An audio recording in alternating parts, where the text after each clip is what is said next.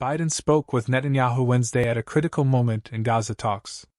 President Joe Biden spoke with Israeli Prime Minister Benjamin Netanyahu on Wednesday about the ceasefire and hostage release deal and diplomatic efforts to de-escalate regional tensions, White House spokesperson Emilie Simons posted on X.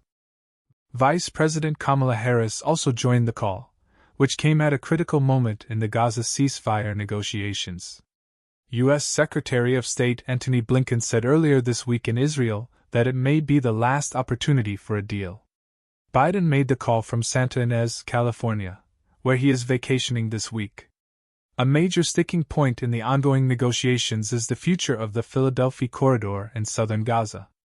On Wednesday, Israeli public broadcaster Kan reported that Israel's withdrawal from the 8.7-mile strip of land along the border between Gaza and Egypt would be an element of the proposal agreed to by Netanyahu.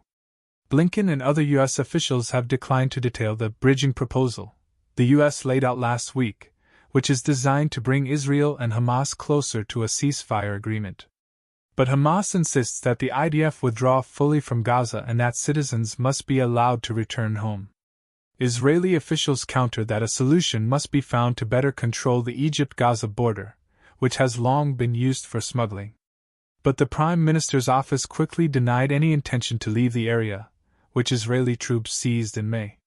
Israel will insist on the achievement of all of its objectives for the war, as they have been defined by the Security Cabinet, including that Gaza never again constitutes a security threat to Israel. This requires securing the southern border, his office said in a statement on Wednesday, describing Kan's reporting as incorrect. The statement also appeared to contradict comments by Blinken on Tuesday, when he said that Netanyahu had agreed to the bridging proposal and its proposed troop withdrawals. The agreement is very clear on the schedule and the locations of IDF withdrawals from Gaza, and Israel has agreed to that, said Blinken in remarks to reporters before departing Qatar. Blinken was speaking in Qatar at the end of a short trip to the region as the U.S. makes what it hopes is a final push for all sides to agree to a ceasefire agreement that would halt the fighting in Gaza and free the Israeli hostages held by Hamas. The top U.S. diplomat said Monday in Israel that the onus would be on Hamas to also agree to the latest proposal to bridge the outstanding issues.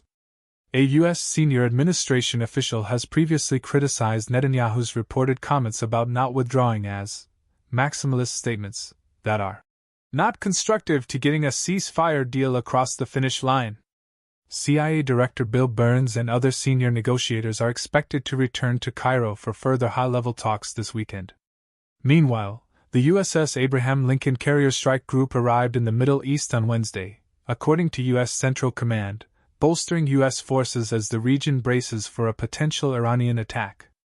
The aircraft carrier was ordered to the Middle East in early August in the wake of the killing of Hamas leader Ismail Haniyeh in Tehran. Iranian officials vowed to retaliate against Israel for the assassination. On August 11, Defense Secretary Lloyd Austin ordered the carrier and its accompanying destroyers to accelerate their transit to the Middle East amid widespread concerns that Iran may be preparing for a large-scale, coordinated attack against Israel with its regional proxies. On Tuesday, Iran said that its response to Israel must be carefully calibrated to avoid derailing the ceasefire negotiations. But Iran's mission to the UN made it clear that a response was still coming.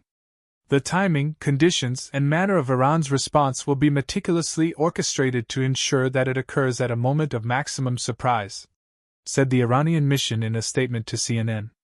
The USS Abraham Lincoln Carrier Strike Group joins the USS Theodore Roosevelt Carrier Strike Group. The USS Theodore Roosevelt is expected to remain in the region for several more days before it returns to the U.S., according to 3 U.S. defense officials. The Pentagon previously announced that the USS Abraham Lincoln would replace the USS Theodore Roosevelt. The U.S. also has the USS Wasp Amphibious Ready Group in the eastern Mediterranean Sea, several destroyers, and the USS Georgia, a guided missile submarine.